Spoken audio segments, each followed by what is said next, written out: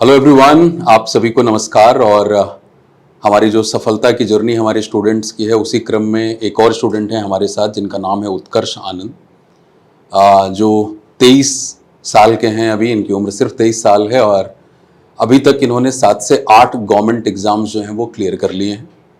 इन्होंने 2019 MTS exam के जरिए जो MEA है वहाँ पे ऑलरेडी वर्किंग है और 2021 से MEA MTS की प्रोफाइल पे वर्किंग थे और उस जॉब के साथ साथ इन्होंने CGL 2022 के जरिए CBIC में एग्जामिनर के पद को प्राप्त किया है। जो प्रेजेंट इनकी पोजीशन थी यानी MTS के जरिए, उस समय ग्रेड पे इनका था 2000 और अभी जो ग्रेड पे है वो है 4600। तो ये अपने आप में एक बहुत बड़ी उपलब्धि है। सो हम बात करेंगे उत्कर्ष आनंद से उनके पूरी जर्नी के बारे में, उनकी स्कूलिंग के बारे में, पढ़ाई लिखाई के बारे में, तैयारी के बारे में कि क्या अप्रोच रहा।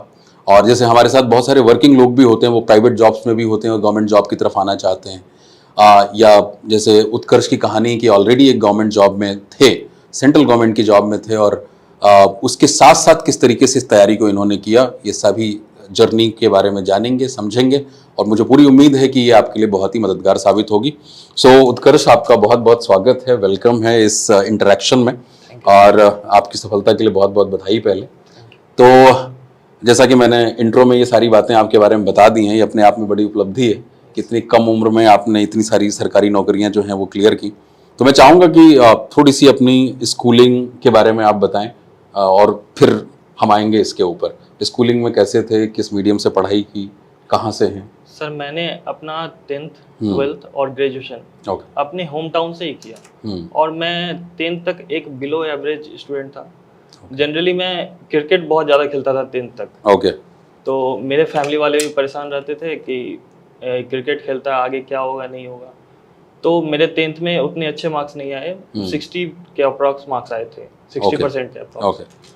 तो फिर मुझे भी लगा कि अब आगे पढ़ना चाहिए, तो मैंने उस समय से ही पढ़ाई शुरू कर दी और उसके बाद 12th और ग्रेजुएशन इन सब में मेरे अच्छे मार्क्स आए और मैंने CGL की प्रिपरेशन जो है वो 2018 में शुरू की थी। 2018 में आपने, यानी जब ग्रेजुएशन आपका चल रहा था उसी समय? यस सर, ग्रेजुएशन के साथ साथ ही मैंने शुरू कर दिया। तो फिर इस पड़ाव में करियर विल कैसे आया पिक्चर में? कब पता लगा, कैसे पता लगा करियर विल के बारे में? सर शुरुआत में तो मैं बेगूसराय में ही एक वहाँ पे एक कोचिंग था जिसमें सारे सब्जेक्ट पढ़ाए जाते थे। बिल्कुल। तो उसी में ज्वाइन किया था, लेकिन वहाँ उस तरह का माहौल या फिर टीचिंग नहीं थी वहाँ पे। लेकिन इसके बाद मेरे एक फ्रेंड ने करियर विल का सुझाव दिया। वो उस समय नाम बताइए उनका। वो मुन्नू आनंद उनका नाम है। अच्छा। उन्होंने सबसे पहले एक GS का क्लास लिया था, GS 1 था। वो उस समय करियर विल लॉन्च ही हुआ था GS 1 से। तो उसके बाद मैं जब इस प्लेटफॉर्म पे आया तो आपका बैच आया था सबसे पहले, ये कॉम्प्रिहेंशन स्पेशल 1। तो 2019 में? यस सर, 2019 मार्च 2019 के आसपास आपका बैच आया था कॉम्प्रिहेंशन स्पेशल का। तो मैंने और मेरे एक दोस्त है मिहिर, उसने मिलकर आपका क्लास लिया था कॉम्प्रिहेंशन स्पेशल का। अच्छा। और उसमें अलग लेवल का ही कॉम्प्रिहेंशन चल रहा था, क्रिटिकल रीडिंग, और जो कि यहाँ पे और भी टीचर कोई भी इन तरह की चीज़ों को करवाते नहीं थे। तो और वोकैब भी उसमें बहुत अच्छा था, रूट वर्ड से वोकैब बताए जाते हैं और भी बहुत सारे एपोनिम्स है और होमोनिम्स हैं। इस तरह से वोकैब याद करने में बहुत आसानी हो जाती है। तो वहाँ से फिर जर्नी आपकी स्टार्ट शुरू हुई। तो कौन कौन से एग्जाम्स क्लियर किए हैं, जैसे अगर आप बता सकें किस किस लेवल तक पहुँचे? सर मैंने सबसे पहले 2019 में जो है IOCL का एक इंडियन ऑयल कॉर्पोरेशन जो एक PSU है, बिल्कुल, उसमें एक अप्रेंटिसशिप की पोस्ट आती है अकाउंट्स की।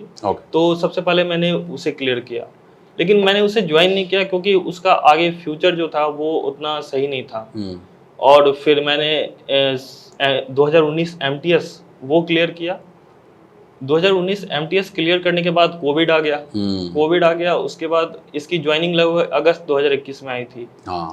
तो मुझे लगा कि अब कोविड के बाद जो है MTS भी ज्वाइन करना सही रहेगा, क्योंकि उस समय लोगों की फाइनेंशियल कंडीशन थोड़ी खराब हो गई थी। तो मैंने सोचा कि अभी MTS कर लेते हैं, उसके बाद आगे देखेंगे क्या करना है। उसके बाद सर मैंने लगातार तीनों CGL दिए 19, 20 और 21। लेकिन उसमें जो है मैं डॉक्यूमेंट वेरिफिकेशन तक हर बार पहुंचा, लेकिन फाइनल मेरिट में मेरा नाम नहीं आया। ओके। और इसके साथ ही मैंने सर 2020 CHSL उससे मेरा अभी सॉर्टिंग असिस्टेंट में रांची में अभी हो चुका है। लेकिन मैंने अभी ज्वाइन नहीं किया है उसे। और 2021 में मेरे बहुत अच्छे मार्क्स थे, लेकिन मैंने डॉक्यूमेंट वेरिफिकेशन नहीं करवाया ताकि सीट बर्बाद ना हो सके। चलिए, बहुत अच्छा, आपने दूसरों के बारे में भी सोचा। और ये आपका अभी CGL 2022 से सिलेक्शन हो गया है।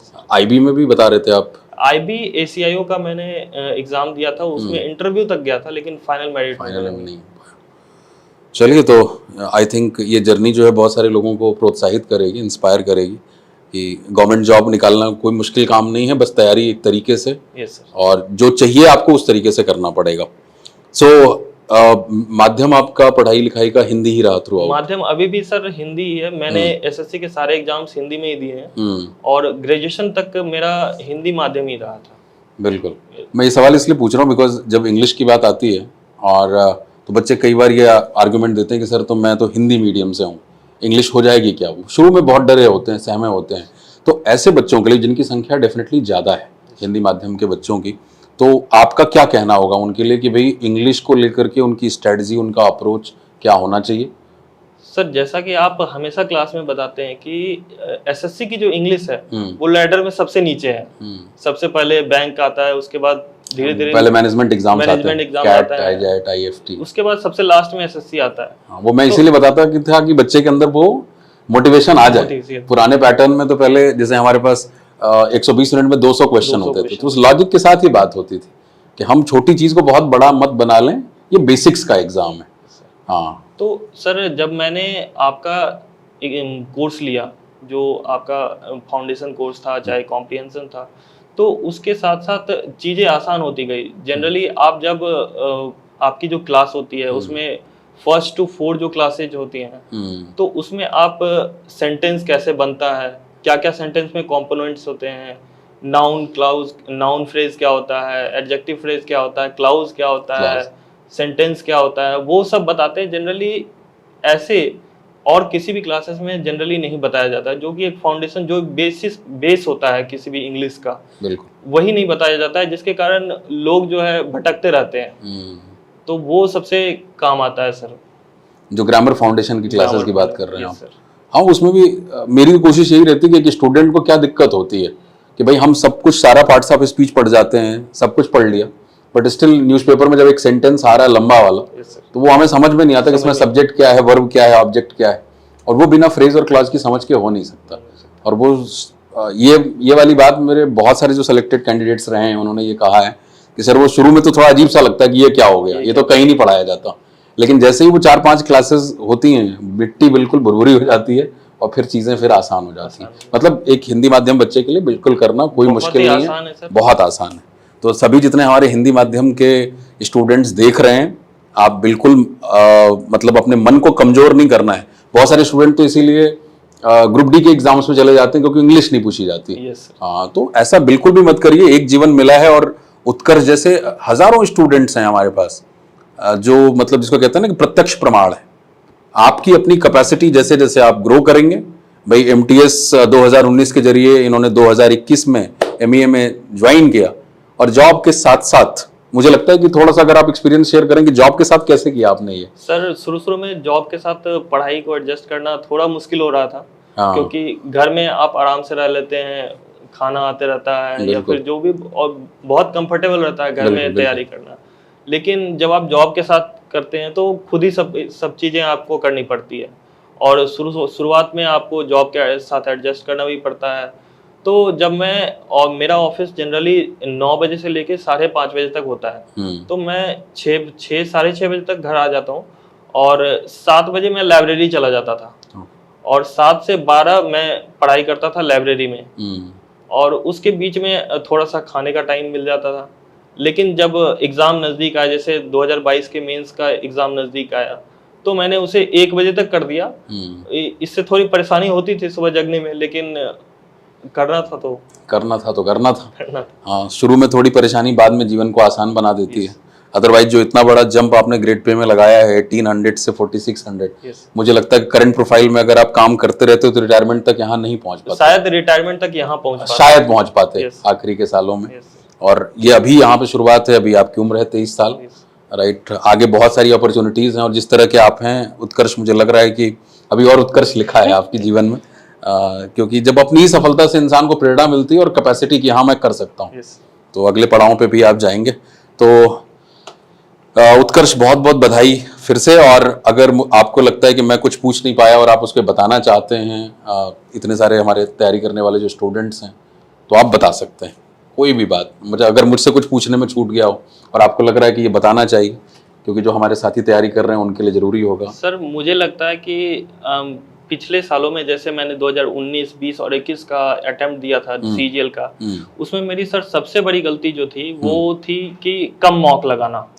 मॉक कम लगाना, मैंने 20-30 के आसपास मॉक लगाए होंगे हर एक अटेम्प्ट में। लेकिन इस बार मेरे पास टाइम भी कम था, क्लास मैंने पहले से की हुई थी, तो मैंने क्लासेस पे ध्यान उतना नहीं दिया और मॉक्स पे मैंने 70 से 80 मॉक, टाइम कम होने के बावजूद मैंने 70 से 80 मॉक लगाए, जो कि मॉक एकदम मस्ट है। मॉक के बिना आपका सिलेक्शन हो नहीं सकता है, मुश्किल है, हो सकता है वैसे कंडीशंस होते हैं जिसमें हो जाता है, लेकिन मुश्किल है मॉक्स के बिना।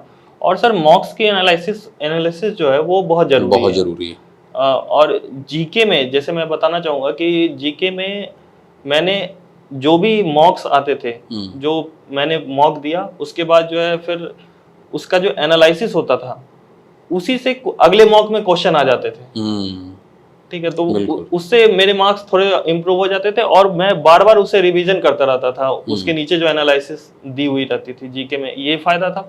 और साथ में सर जब मैं वर्किंग कैंडिडेट्स के लिए बात करना चाहूँगा, जैसे करंट अफेयर्स में मेट्रो में पढ़ लेता था, उससे टाइम मेरी बचत हो जाती थी। तो इस तरह से जब आप जॉब में होते हैं तो थोड़े थोड़े समय को बचा के आप अपने आप को और बेहतर बना सकते हैं। बिल्कुल बिल्कुल, क्योंकि जॉब में ज्यादा समय नहीं होता है, तो आपको 5 मिनट भी मिलता है तो आप उसको पढ़ने में इन्वेस्ट करेंगे तो हो सकता है कि आप ज्यादा बेहतर हो सकें। बिल्कुल, तो जो टाइम की कमी के कारण आपको करना पड़ेगा ऐसा। बिल्कुल। तो उत्कर्ष ने बहुत ही वैल्यूएबल बातें बताई हैं लास्ट के 2 मिनट के अंदर, और ये बिल्कुल निचोड़ है आपकी तैयारी का। बिकॉज सबसे पहला काम यही होता है कि जो आप जिस भी एग्जाम की तैयारी कर रहे हैं उसका जो पूरा सिलेबस है, कोर्स है, उसको अच्छे से समझिए, प्रैक्टिस करिए। और जब आपको लगे कि हाँ अब कमांड आ चुकी है और पेपर आने वाला है, तो पेपर से पहले मॉक्स आपको डेफिनेटली लगाना है, बिकॉज वो आपको एक रियल टाइम असेसमेंट देता है कि वेयर यू स्टैंड।